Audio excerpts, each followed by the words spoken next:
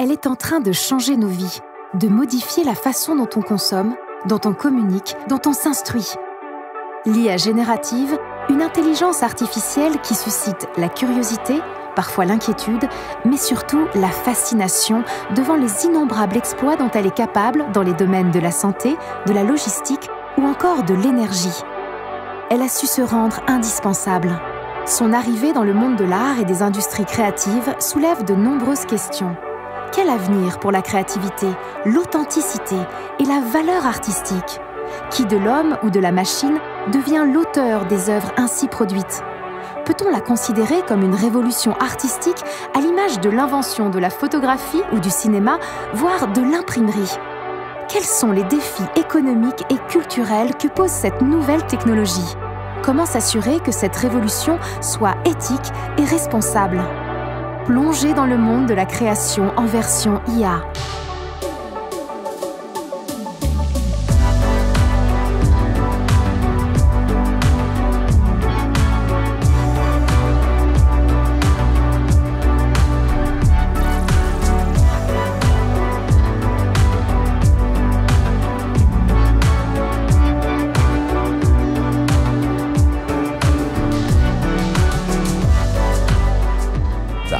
Priest made a decree.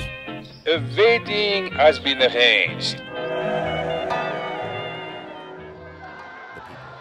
Mon court-métrage qui s'appelle The Last of the Arcanas a été produit pendant l'été 2024, durant 4 mois avec une autre artiste new-yorkaise. Le film a été sélectionné dans plus de 10 festivals, finaliste, mais aussi gagné des prix. Je montre pendant la masterclass tout mon processus et notamment aussi la manière d'écrire le prompt. Donc le prompt, c'est les mots qu'on va rentrer. On rentre en langage naturel des mots qui vont générer des images. Ces mots-là sont pas choisis par hasard. La phrase n'a peut-être pas forcément du sens, on va mettre beaucoup de choses avec des virgules, je veux ceci, cela, technicolor, futuristique, etc. Et on va décrire une scène. On peut voir tout de suite si l'idée fonctionne ou pas, est-ce qu'on arrive à mettre un visuel dessus. Je pense que c'est des outils incroyables. Moi, en tant qu'architecte, je travaillais avec des archéologues au Proche-Orient ou en Afghanistan. J'ai été témoin de la disparition du patrimoine. Donc nous, notre travail, c'est vraiment d'enregistrer de manière très précise, monument par monument, pierre par pierre, quasiment ces sites. Garder ces données numériques, c'est aussi permettre une transmission pour les futures générations qui n'ont pas la chance de voir ces sites tels qu'on les voit aujourd'hui. Et ces images, il faut les traiter justement avec une IA, reconstruire en fait le paysage en 3 dimensions de manière extrêmement précise.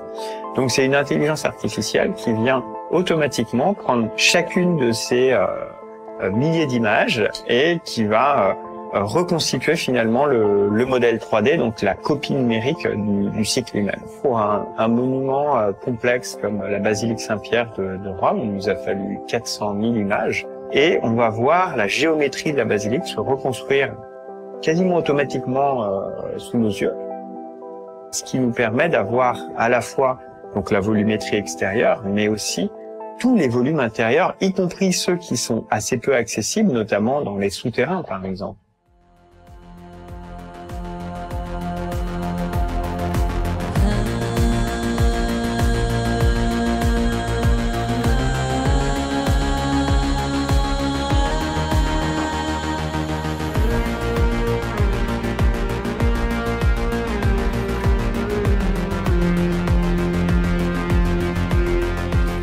Moi, je suis vraiment passionnée de technologie.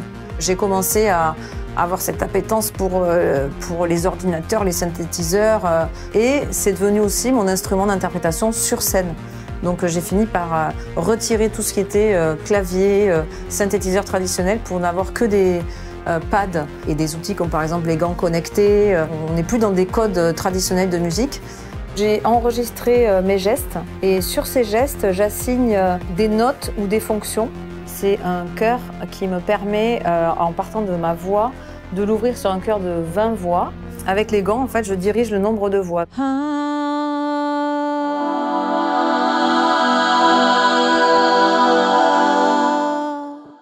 Et avec ma main gauche, je change les harmonies.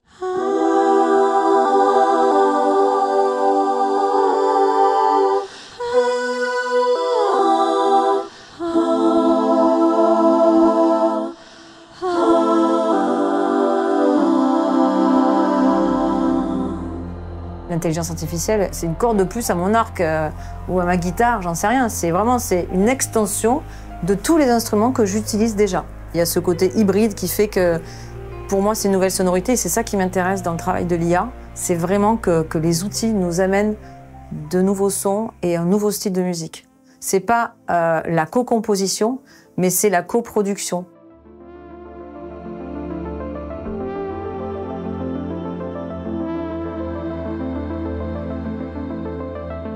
Alors en fait on est tombé sur un papier de recherche, c'était en 2016, qui parlait des premiers algorithmes qui permettaient de faire de la génération d'images. On a été fascinés par ces algorithmes et on y a vu un espèce de potentiel. Et surtout on a eu envie de demander, donc de poser la question de qu'est-ce qui se passe si on crée avec ces algorithmes-là. Et donc c'est ce qui a donné naissance à notre première série artistique, une série de portraits classiques qu'on a ensuite imprimé, mis dans des cadres en or et on a signé avec la formule de l'algorithme pour poser la question de qui est l'artiste quand on crée dans ces conditions-là. Le portrait d'Edmond de Bellamy, c'est notre masterpiece, c'est l'œuvre qui nous a dépassés sans le savoir. Finalement, c'est la cristallisation de nos interrogations. C'est quoi les frontières de l'art et qui est-ce qui les définit? Et quel est l'impact des technologies finalement sur un mouvement artistique? Ces questions-là, on s'est dit qu'il fallait les poser au grand public. Et en fait, on a créé cette toile. À l'époque, on a été aussi bien considérés comme des génies et des visionnaires que des vendus et des transhumanistes finalement. C'est ni l'un ni l'autre, c'est un savant mélange des deux.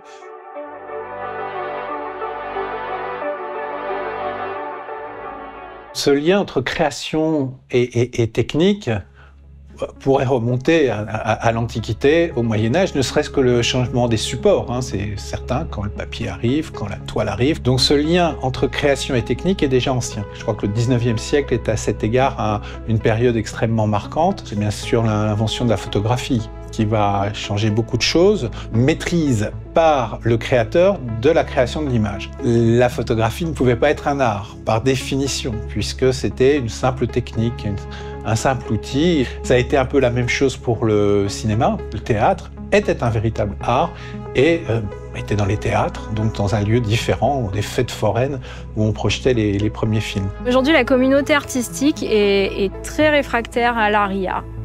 Et on attend que les lois nous soutiennent parce qu'il y a un vrai travail artistique. Quand je fais un court-métrage, c'est des mois de travail.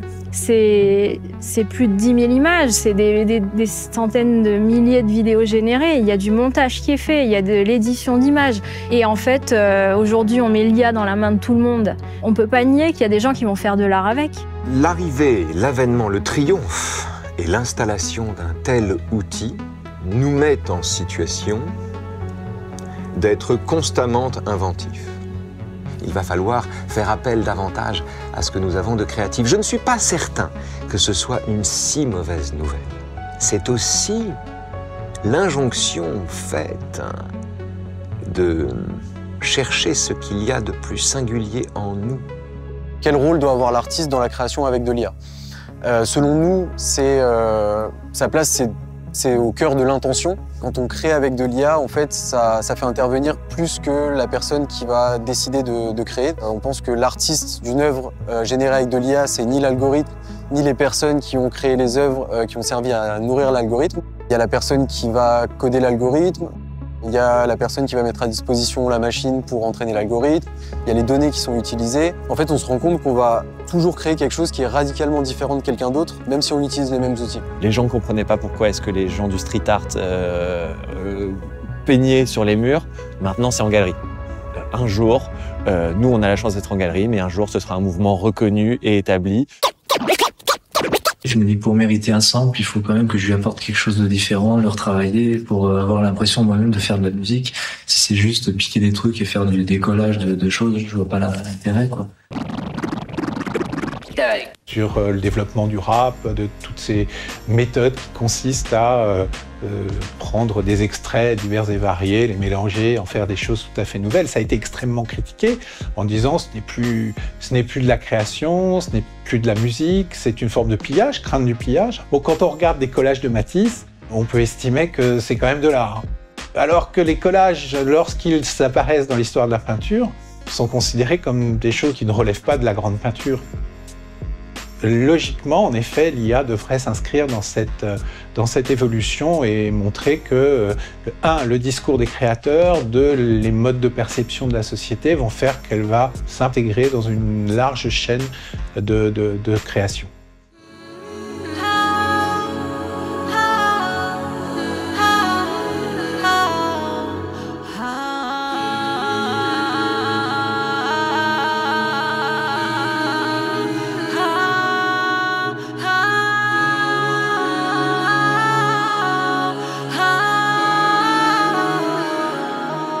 Sur scène, je dialogue et j'interagis avec une IA en live qui génère des visuels en réaction à ma voix. Donc c'est vraiment en temps réel et c'est vraiment une vraie discussion parce que l'IA, elle est symbolisée par un écran et par des visuels et moi j'ai juste ma voix. Donc c'est vraiment une improvisation et là c'est quelque part une création en temps réel, sauf que c'est pas la musique qui est créée mais c'est les visuels. Donc c'est vraiment la rencontre de deux arts, la musique et le graphisme. C'est l'exemple parfait de ce que c'est une conversation avec une IA.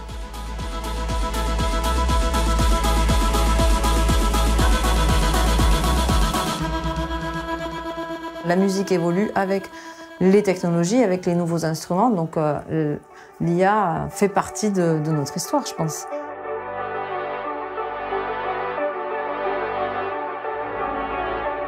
C'est un sparring partner. C'est-à-dire qu'on peut l'utiliser comme vraiment un partenaire à qui on soumet des choses, qui en renvoie, et puis finalement, on va dialoguer, on va le challenger, il va suggérer des choses, ça peut donner des idées, de l'inspiration. Ça fait peut-être, je sais pas, 70% d'un travail un peu basique, et ensuite on va rajouter la couche des 30% d'intelligence, de créativité on top. La communication, c'est du storytelling, donc c'est un film, de l'entertainment, une campagne. On a besoin, quand on la présente à nos annonceurs, de la matérialiser. Mais souvent, il y a besoin d'images pour rendre les choses concrètes. Donc là, l'IA générative va permettre de le faire en un temps record. Ça nous permet de gagner du temps aux créatifs qui auraient pu passer des heures avant sur les suites Adobe pour arriver à faire l'image qu'il a en tête. Et puis, en termes de compréhension pour le client, c'est beaucoup plus rapide. Et puis nous, en termes de capacité à vendre, c'est aussi plus simple. L'IA est une innovation technologique. Dans la théorie économique, les innovations technologiques permettent ce qu'on appelle des gains de productivité. Et donc, à une échelle humaine, micro et macro, ce sont des gains de temps, des gains en argent pour les entreprises qui utilisent dans leur production l'IA comme accélérateur, et donc des gains de ressources de manière globale.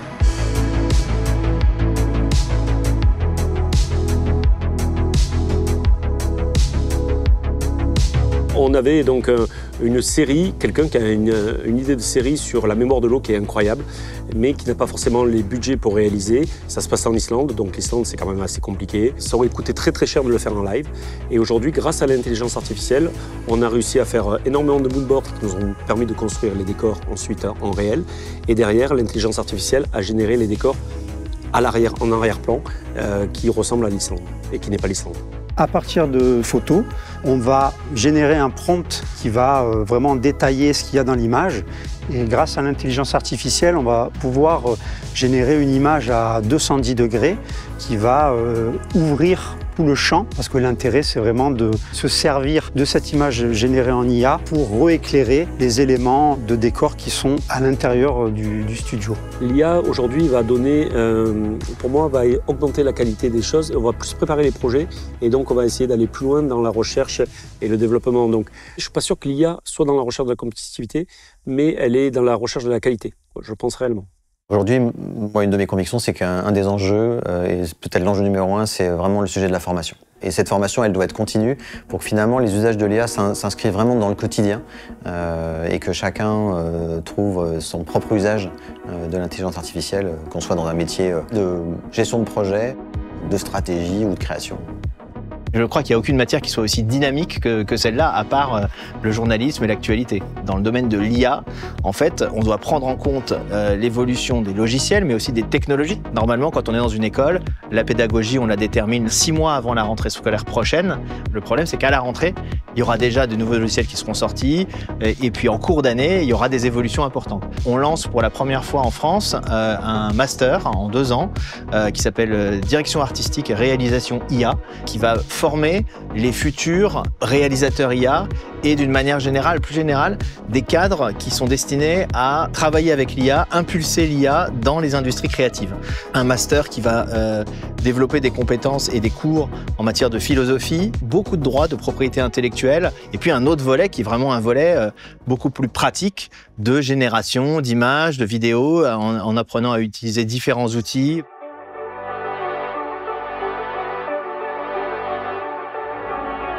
On prompte, et puis on va avoir tout de suite un visuel incroyable. Après, la limite, aujourd'hui, c'est que finalement, ces images, même si elles sont déjà parfois parfaites, et puis qu'elles transcrivent une idée qui peut être très originale, on ne peut pas encore les utiliser directement en termes de diffusion auprès du consommateur.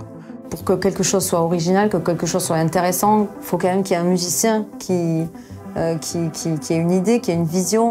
Mais pour la musique, il y a cette notion de droit d'auteur, de compositeur remplacé par l'IA.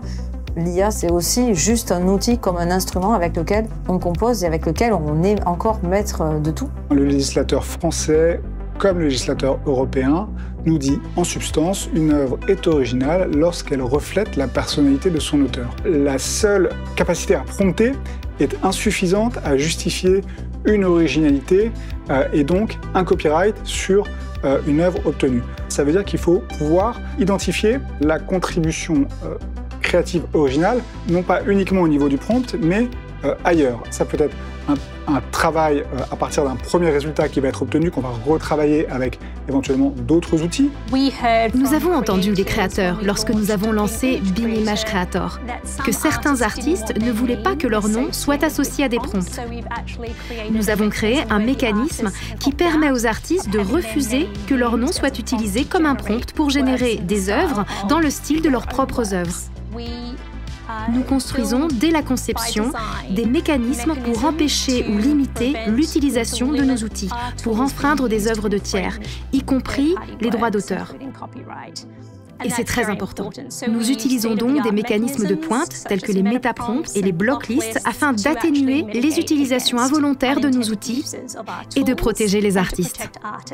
Les pastiches n'ont pas attendu l'IA pour exister. Il y a toujours eu des à la manière de...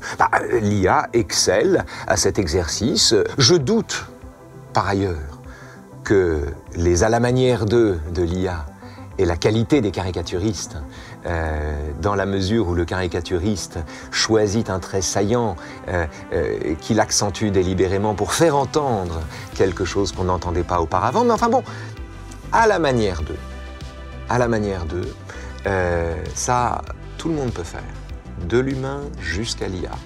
En revanche, inventer quelque chose, ça, malheureusement, c'est le privilège des mortels.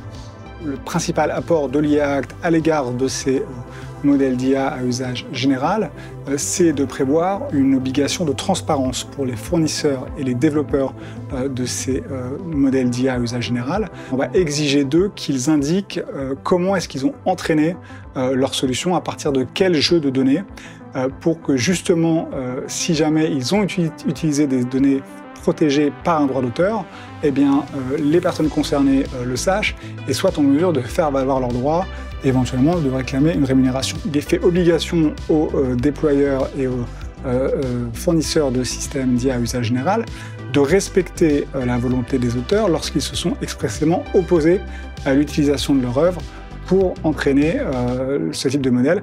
Alors, est-ce que l'IA est devenue indispensable dans notre métier? Je dirais oui. C'est certainement une raison de compétitivité. Si on ne s'y met pas, nous, en tant qu'agence, d'autres s'y mettent et l'utilisent. Et donc, voilà, gain de productivité, innovation, façon différente de travailler. Donc, c'est un avantage compétitif évident. Donc, on ne peut pas passer à côté. Il faut être optimiste. Il ne faut pas être béat, comme certains gourous de la Silicon Valley, mais il faut être précautionneux. Et donc, il faut autoriser certaines pratiques, en réglementer certaines, mais je pense qu'il faut accueillir cette nouvelle ère qui s'ouvre devant nous avec enthousiasme et précaution. Le fait d'avoir un outil artistique démocratisé à ce point-là, comme l'IA, ça donne à des gens qui n'avaient pas de voix artistique une nouvelle voix. Et ça va un peu changer le paysage de choses qu'on voit, qu'on entend. Avec une nouvelle technologie, un nouveau style arrive, des nouvelles émotions sont visitées à travers des nouvelles sonorités. Pour nous, c'est vraiment un moyen d'expression qui est très fort, puisque ça permet aux gens de s'exprimer artistiquement, même sans savoir peindre, sans savoir sculpter. Ça va pas s'arrêter. Je pense que la technologie est tellement radicale en elle-même que finalement, ça va toucher de plus en plus de gens. Et Dieu merci pour nous les artistes, on aura de plus en plus de trucs à dire, à critiquer, à soutenir et à promouvoir. L'IA pour la création artistique contemporaine, c'est un nouvel arc. L'IA générative s'annonce donc comme un partenaire majeur et désormais incontournable de la création, dont la mise en œuvre nécessite, pour donner sa pleine mesure, transparence et régulation.